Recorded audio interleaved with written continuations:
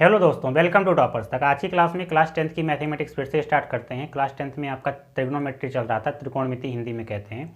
Chapter number 8 है आपका, exercise 8.1 का आज ये तीसरा लेक्चर है। इसके पहले मैंने इंट्रो पार्ट आपका बात कर लिया, ठीक है मेरे भाई। इसके एक्सरसाइज आपके 8.1 के 5 क्वेश्चन तक आपके हो गए थे। आज छठा क्वेश्चन स्टार्ट करते हैं। देखिए क्वेश्चन नंबर 6 आपको दिख रहा होगा कि यदि कोण ए और कोण बी न्यून कोण है, ठीक है, जहाँ कॉस ए बराबर कॉस बी, तो दिखाइए कि कोण ए बराबर कोण बी आपको दिखाना है। देखो क्वेश्चन कह क्या रहा है, कह रहा है कि अच्छा सबसे पहले देखिए, अगर मैं एक समकोण त्रिभुज बनाता हूँ, एक राइट एंगल ट्रायंगल बनाता हूँ, तो देखिए उसने पहले ही कह दिया है कि कोण ए और कोण बी न्यून कोण है। ये क्या हो जाएंगे, एक्यूट एंगल हो जाएंगे, ठीक है। ए और बी क्या है, कोण एक्यूट एंगल हैं। तो दोस्तों आपको पता है कि एक्यूट न्यून कोण का मतलब होता है 90 से कम। तो इसका मतलब एक कोण आपका 90 होगा। अगर एक किसी भी त्रिभुज में अगर एक कोण आपका क्या है 90 हो गया, अगर एक कोण आपका 90 हो जाता है तो दोनों कोण जाहिर सी बात है कि 90 से कम ही होंगे, ठीक है, क्योंकि तीनों कोणों का योग कितना होता है, 180 होता है। अगर एक कोण 90 हो गया तो दोनों कोण क्या हो जाएंगे, आधे आधे बटेंगे। या अगर 90 होना है दोनों को तो 89 अंश हो जाएगा या एक अंश हो जाएगा। मतलब 90 से ज़्यादा तो नहीं होगा, लेकिन 90 से कम ही होगा, इसीलिए क्या कहा गया है, न्यून कोण कहा गया है, ठीक है। हम इसे ए ले लेते हैं, ए और बी, तो ये आपका हो गया बी और ये हो गया आपका सी, ठीक है। मतलब सी आपका जो कोण है वो क्या हो जाएगा, आपका 90 हो जाएगा, और ये दोनों 90 से कम हो जाएंगे, अर्थात न्यून कोण हो जाएंगे। ये बात क्लियर है, ठीक है। अब क्वेश्चन में क्या कहा गया है, देखो क्वेश्चन में यही कहता है कि कोण ए एंड कोण बी न्यून कोण है।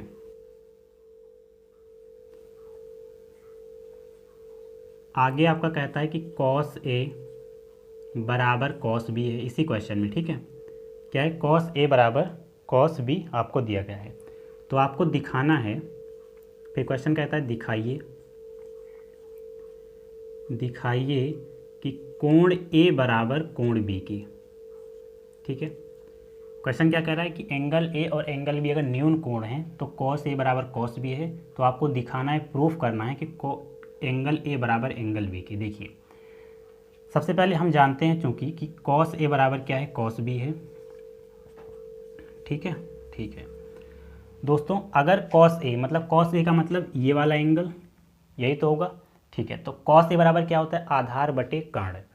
तो आधार इस एंगल के लिए आधार आपका ये हो जाएगा, कर्ण आपका ये हो जाएगा। मतलब ए सी अपॉन में ए बी क्या हो जाएगा, आपका कॉस ए। तो कॉस ए को हम क्या लिख सकते हैं, आपका आधार बटे कर्ण, मतलब ए सी बटे में आपका ए बी हो गया। आप कहेंगे बिल्कुल हो गया। बराबर का हमने चिन्ह लगा, देखो कॉस बी कहा गया है, अब ये एंगल ना कह करके अब ये एंगल पूछा गया है। तो आप जानते हैं इसके लिए क्या हो जाएगा, आपका लंब हो जाएगा, ये वाला एंगल आधार हो जाएगा, ये कर्ण हो जाएगा। तो कॉस बी मतलब कॉस क्या हो जाता है, आपका आधार बटे में कर्ण। तो आधार ये हो गया, कर्ण आपका ये हो गया, मतलब बी सी बटे में ए बी आपका क्या हो जाएगा, कॉस बी हो जाएगा। देखिए दोस्तों ए बी से ए बी आपका कैंसिल हो जाएगा, आप कहेंगे बिल्कुल हो जाएगा। मतलब आपका क्या हो गया कि ए सी बराबर बी सी, ए सी बराबर बी सी मतलब ये ए सी बराबर क्या हो गया, आपका बी सी। देखिए यही चीज़ आपको प्रूफ करना था। अब देखो हो गया प्रूफ। अब आपने कक्षा 9 में पढ़ा रहा होगा कि अगर देखो ए सी बराबर बी सी, अगर किसी त्रिभुज के आपकी भुजाएं अगर संगत भुजाएं समान हैं तो संगत कोण भी क्या होते हैं, समान होते हैं। संगत आपके कोण भी समान होता है।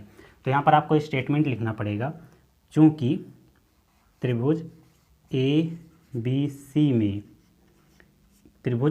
में कोण ए एंड कोण बी क्या है, न्यून कोण है, न्यून कोण हैं, और ए सी बराबर बी सी हैं। इसका मतलब ए सी बराबर बी सी मतलब संगत भुजा बराबर हैं, संगत भुजा बराबर हैं, तो संगत कोण भी बराबर होंगे। संगत कोण भी बराबर होंगे का मतलब क्या हो जाएगा कि कोण ए बराबर कोण बी, कोण ए बराबर कोण बी। देखो अगर संगत भुजाएं बराबर हैं मतलब ए सी बराबर बी सी, ए सी बराबर बी सी अगर बराबर हो गया तो संगत कोण जो कहा गया आपसे कोण दिखाना है आपको, कोण ए बराबर कोण बी, कोण ए और कोण बी क्या हो जाएंगे बराबर हो जाएंगे। ठीक है, ये आपका प्रमेय होता है, कक्षा 9 में आपने पढ़ा रहा होगा, नहीं पढ़ा है तो आप ये लिख लेना, ये इंपॉर्टेंट है, इसी को आपको लिख करके ये चीज़ आपको दिखाना रहेगा। ठीक है, तो आशा करता हूँ आपको क्वेश्चन नंबर 6 समझ में आया होगा। कोई दिक्कत हो, कोई परेशानी, तो कोई तकलीफ हो तो आप कमेंट सेक्शन में बता सकते हैं।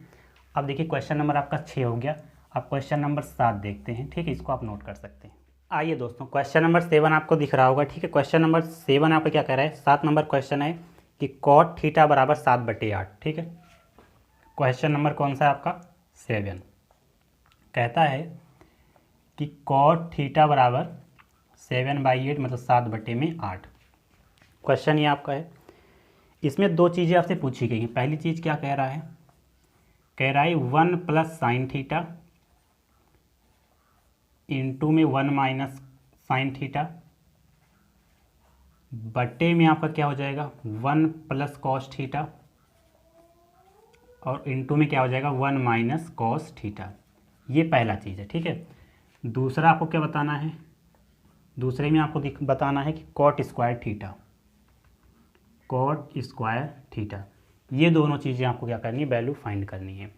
अगर कॉट थीटा बराबर 7/8 है तो इन दोनों पॉइंटों को आपको क्या करना है, दिखाना है, इसको क्या करना है, सॉल्व करना है। ठीक है, आइए देखिए सबसे पहले हम क्या करेंगे, देखो हम जानते हैं कि देखो आप जानते हैं कि ए स्क्वायर माइनस बी स्क्वायर क्या होता है, एक ब्रैकेट में ए प्लस बी और एक ब्रैकेट में आपका हो जाता है ए माइनस का बी। ठीक है, देखो ऐसे ही यहाँ लिखा गया ए प्लस का बी ए माइनस का बी, इसका मतलब हम क्या लिख सकते हैं, इसे हम लिख सकते हैं 1 का square minus sine square theta, यही तो लिखेंगे, ए स्क्वायर माइनस बी स्क्वायर मतलब 1 का square minus sine square theta, नीचे बटे का सिंबल लगाओ। देखो ये भी चीज़ कुछ उसी तरह से लिखी गई है, एक ब्रैकेट में ए प्लस बी, एक ब्रैकेट में ए प्लस बी, एक ब्रैकेट में ए माइनस बी, एक ब्रैकेट में ए माइनस बी, क्या हो जाएगा आपका ए स्क्वायर माइनस बी स्क्वायर। ए स्क्वायर का मतलब 1 का स्क्वायर माइनस का 1 का स्क्वायर माइनस का आपका हो जाएगा कॉस स्क्वायर थीटा। ठीक है, देखो इसके बारे में हम अभी नेक्स्ट जो आपका एक्सरसाइज है, एक्सरसाइज 8.2, इसमें हम डिटेल में डिस्कस करते हैं। हम दे रहे हैं आपको कि sine square theta plus cos square theta बराबर क्या होता है, 1 होता है। ठीक है, तो देखिए यहाँ पर क्या लिखा है 1 माइनस साइन स्क्वायर थीटा। दोस्तों ये कॉस स्क्वायर थीटा आप ऐसे रहने दें, अगर इसको आप उधर लेकर जाएंगे तो ये क्या हो जाएगा 1 माइनस साइन स्क्वायर थीटा। तो 1 माइनस साइन स्क्वायर थीटा हम क्या लिख सकते हैं, कॉस स्क्वायर थीटा। तो यहाँ पर आप क्या लिख सकते हैं ऊपर, कॉस स्क्वायर थीटा। ये आपका ट्रिग्नोमेट्रिक आइडेंटिटीज़ होती हैं, 3 होती हैं। अभी हमें केवल एक पता करना है क्योंकि हमको इस क्वेश्चन में sine square theta plus cos square theta बराबर 1 यही हमें ज़रूरत पड़ा है। नेक्स्ट एक्सरसाइज में हम तीनों बात करेंगे, तीनों आइडेंटिटीज़ के बारे में। ठीक है, अब देखो 1 माइनस कॉस स्क्वायर थीटा की वैल्यू हमें निकालनी है, तो यही आपको फार्मूला पकड़ना है। देखो इससे आपने कॉस स्क्वायर थीटा की वैल्यू निकाल ली। अब यहाँ से आपको क्या करना है, यहाँ से आप देखो साइन स्क्वायर थीटा ऐसे लिखो, कॉस स्क्वायर थीटा को उधर लेकर जाएंगे तो क्या हो जाएगा 1 माइनस का कॉस स्क्वायर थीटा। तो देखो 1 माइनस कॉस स्क्वायर थीटा को, अरे 1 का स्क्वायर 1 ही होता है, 1 का स्क्वायर 1 ही होता है, इससे कोई मतलब नहीं है, तो स्क्वायर आप हटा सकते हैं। ठीक है, अब देखो 1 minus cos square theta, 1 minus cos square theta क्या हो जाएगा साइन स्क्वायर थीटा, लिख लेते हैं। अब देखिए कॉस स्क्वायर थीटा अपॉन में साइन स्क्वायर थीटा क्या होता है, कॉस बटे में साइन क्या होता है कॉट, तो कॉट थीटा अगर स्क्वायर है तो कॉट स्क्वायर थीटा हो जाएगा, इसमें कोई दिक्कत नहीं है। अब देखिए दोस्तों कॉट थीटा बराबर क्या है 7/8, तो अगर हम स्क्वायर कर देते हैं कॉट थीटा का स्क्वायर मतलब 7/8 का हम स्क्वायर कर दें तो क्या हो जाएगा, कॉट स्क्वायर थीटा मिल जाएगा।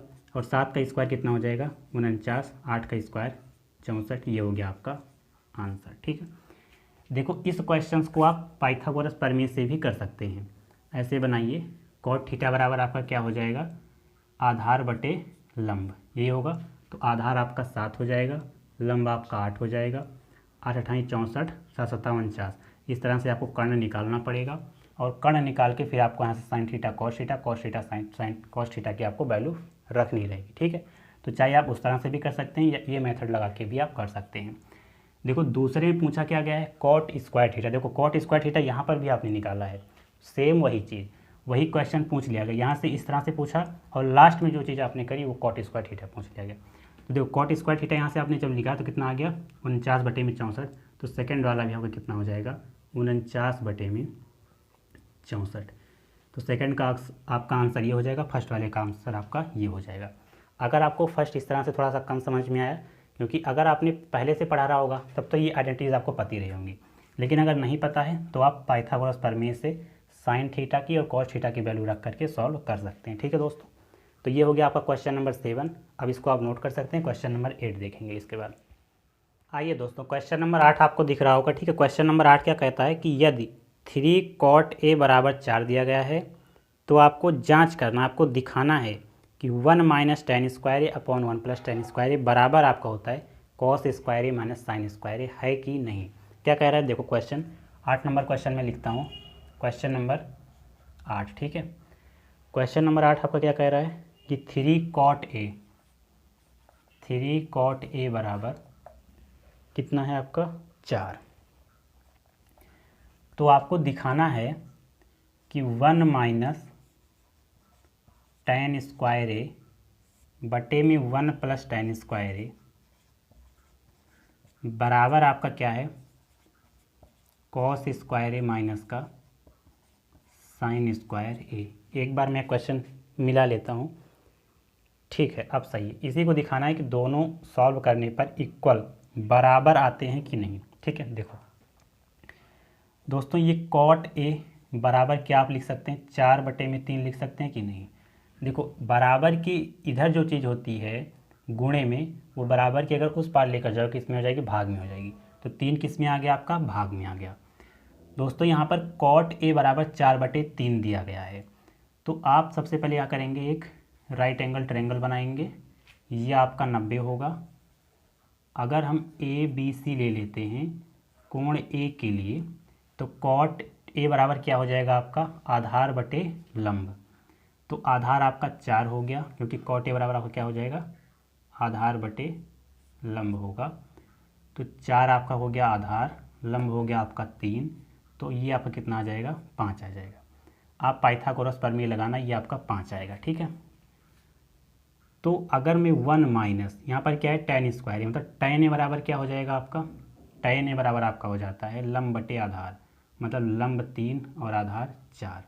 तो कितना हो जाएगा 3/4। इसका क्या कर सकते हैं, स्क्वायर कर सकते हैं। देखिए यहाँ पर हमें cot a बराबर कितना था 4/3, इसको मैं पलट देता तो भी 3/4 आ जाता, लेकिन हमें क्या करना है cos square a - sin square a। हमें cos और sin की वैल्यू पाइथागोरस प्रमेय से ही पता चलती, इसलिए मैंने इसको पलटा नहीं, सेम ऐसे लिख दिया इसमें, ठीक है। बटे में आपका क्या हो जाएगा 1 + tan स्क्वायर a, मतलब tan की वैल्यू कितनी है 3/4, तो इसका स्क्वायर कर देते हैं, बराबर cos a बराबर क्या होता है आधार बटे कर्ण। तो आधार कितना है आपका 4, कर्ण आपका कितना है 5, तो इसका स्क्वायर कर दो, माइनस sin a बराबर लंब बटे कर्ण, मतलब 3/5, इसका क्या हो जाएगा स्क्वायर हो जाएगा। देखिए दोस्तों 1 - 3 का स्क्वायर 9, 4 का स्क्वायर 16, तो 9/16 इसे लिखेंगे। 1 + 3 का स्क्वायर 9, 4 का स्क्वायर 16, 4 का स्क्वायर 16, 5 का स्क्वायर 25, 3 का स्क्वायर 9, 5 का स्क्वायर 25 हो गया, ठीक है। देखिए जिसका बट्टा कुछ नहीं उसका बट्टा 1 होगा, 1 और 16 का एलसीएम लेंगे ऊपर तो 16 आपका आ जाएगा। 16 से मल्टीप्लाई 1 में तो 16 एकम 16 माइनस का 9, नीचे यहाँ 16 प्लस का 9 बटे में आपका 16 बराबर क्या हो गया। देखो नीचे जब आधार समान है आपका 25, मतलब हर समान है आपका, तो ऊपर क्या हो जाएगा सिंबल के अकॉर्डिंग जुड़ेगा और घटेगा। तो 16 माइनस का 9 होगा, 16 माइनस का 9 कितना हो जाएगा 9 7 16, 7 आएगा। 16 से 16 कैंसिल होगा, 16 9 25 हो गया। इधर कितना आ गया 25, उधर भी 7/25 आना चाहिए, तो 16 में से हो जाएगा 7 25। तो देखिए दोनों साइडें क्या आ गई आपकी इक्वल आ गई। तो आपको यही प्रूफ करना था कि दोनों बराबर हैं या नहीं। तो आपको लिखना है 7/25 और 7/25 बराबर आ जाता है, तो क्वेश्चन में आप हाँ लिख देना कि मतलब बराबर हैं, ठीक है। तो क्वेश्चन नंबर 8 भी हो गया। ऐसे ही क्वेश्चन एग्जाम में आते हैं, ठीक है दोस्तों, तो इसको भी आप क्वेश्चन लिख लेना, क्वेश्चन अच्छा था। तो आज के लिए मेरे भाई बस इतना ही रखते हैं। आपकी प्रश्नावली 8.1 में 3 क्वेश्चन रह गए हैं, उसको हम कल कर लेंगे। इसके बाद फिर नेक्स्ट एक्सरसाइज अपना स्टार्ट करेंगे।